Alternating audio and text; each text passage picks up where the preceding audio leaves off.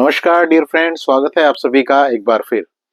आज बात करते हैं ब्रह्मांड यूनिवर्स किस नियम से यह तय करता है कि हमारी इच्छाएं, हमारी विशेष कब पूरा होंगी, या इसको इस तरीके से कह लीजिए कि हमें कब पता लगे कि हमारी प्रार्थनाएं कब कबूल होने वाली हैं, कब स्वीकार होने वाली हैं, कब हमारी इच्छाएं पूरी होंगी। इसको समझने के लिए हमें एक छोटी सी चीज समझनी होगी। हमें समझना होगा कि हम इंसान किसी भी काम को जब कैलकुलेट करते हैं, करना चाहते हैं, तो हम वहां पे फिजिक्स का, भौतिक का रूल लगाते हैं। फॉर एग्जाम्पल, अगर कोई गाड़ी 100 किलोमीटर पर घंटा की स्पीड से दौड़ रही है तो हम ये कैलकुलेट कर सकते हैं कि उसको 500 किलोमीटर जाने में कितना टाइम लगेगा। या एक इंसान एक काम को इतने दिन में करता है तो 10 इंसान उस काम को कितने दिन में कर पाएंगे। ये बड़ी सिंपल सी चीज है। लेकिन यहाँ सवाल ये है कि क्या यूनिवर्स भी इसी फिजिक्स के रूल से ही ये कैलकुलेट करता है कि हमारी इच्छाएं कब पूरी होंगी। शायद यूनिवर्स के पास जो नियम है, ब्रह्मांड के पास नियम जो है वो कुछ अलग है।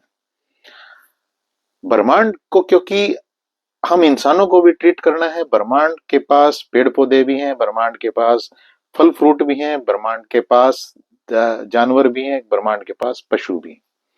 सभी को कैलकुलेट ब्रह्मांड को करना था, तो ब्रह्मांड के पास जो ये फिजिक्स का जो रूल है जिससे हम चीजों को कैलकुलेट करते हैं, शायद ब्रह्मांड उस रूल से कैलकुलेशन नहीं करता है। ब्रह्मांड कैलकुलेशन करता है इस साइकिल के रूप में। जैसे ही एक साइकिल कंप्लीट होता है, एक ऋतु चेंज हो जाती है, एक मौसम चेंज हो जाता है। जैसे ही एक साइकिल कंप्लीट होता है तो एक जो पर्टिकुलर कोई फल आने होते हैं, वो फल पक के तैयार हो जाते हैं। जैसे ही एक पर्टिकुलर साइकिल कंप्लीट होता है, एक फसल पक के तैयार हो जाती है। कहीं हमारी जो इच्छाएं, हमारी जो प्रार्थनाएं हैं, उनका भी कनेक्शन इस साइकिल से तो नहीं है। लेकिन यहाँ सवाल दूसरा ये भी है कि ये साइकिल जब कंप्लीट हम करना चाहते हैं, अपनी प्रार्थना को कबूल चाहते हैं कि हमारी प्रार्थनाएं स्वीकार हो जाएं, तो ये साइकिल टूट क्यों जाता है, ब्रेक क्यों हो जाता है। माय डियर फ्रेंड, बड़ा सिंपल सा रूल है। जितने भी हम इस साइकिल को बनाते हैं अपनी वाइब्रेशन से, जितनी हाई हमारी वाइब्रेशन होती हैं और लगातार हमारी वाइब्रेशन हाई रहती हैं, तो ये साइकिल बड़ी आसानी के साथ कंप्लीट हो जाता है।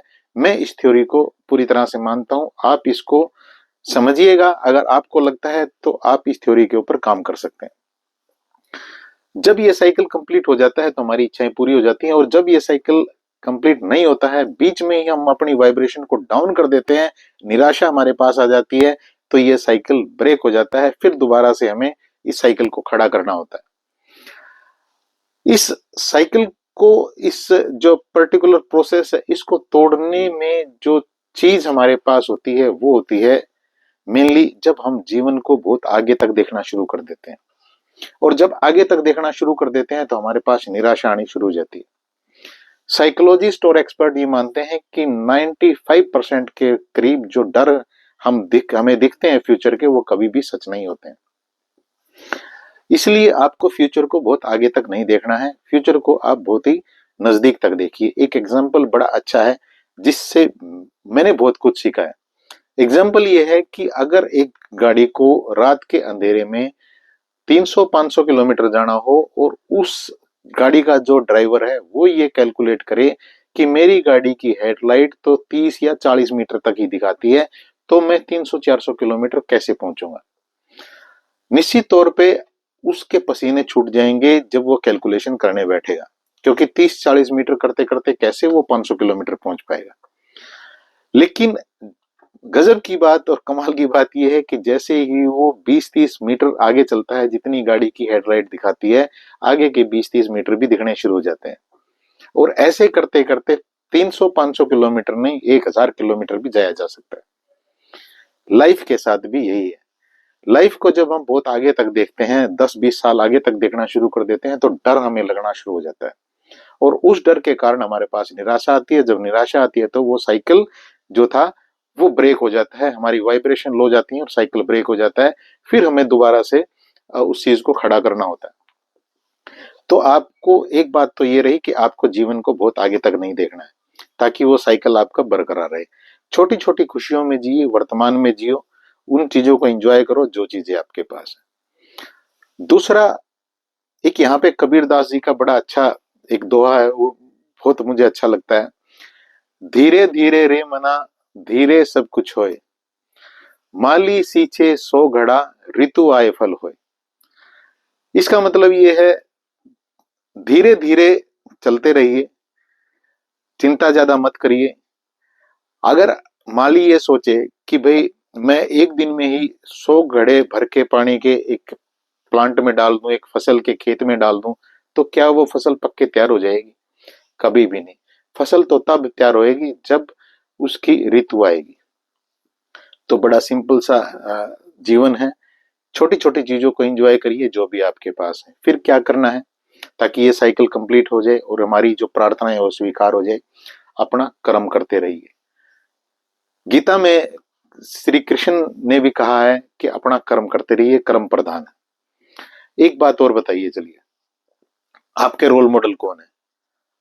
आपको अच्छे कौन लोग लगते हैं? हो सकता है आपको अमिताभ बच्चन अच्छे लगते हैं, हो सकता है आपको सचिन तेंदुलकर अच्छे लगते हो, या और कोई ऐसी पर्सनैलिटी हो जो हमारे देश के या वर्ल्ड के कोई फेमस सेलिब्रिटी हैं जो आपको अच्छे लगते हैं।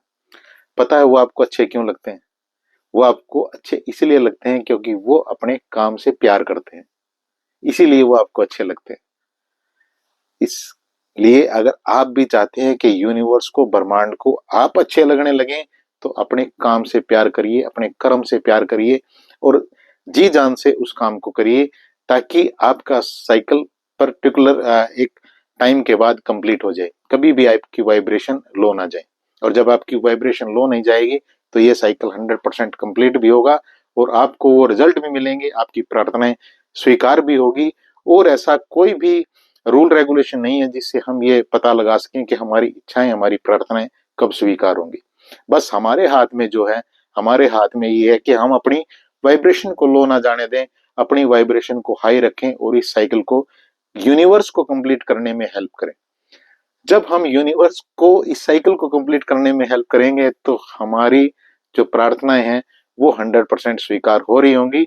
और ऐसी मैं भगवान से आपके लिए प्रार्थना भी करता हूँ।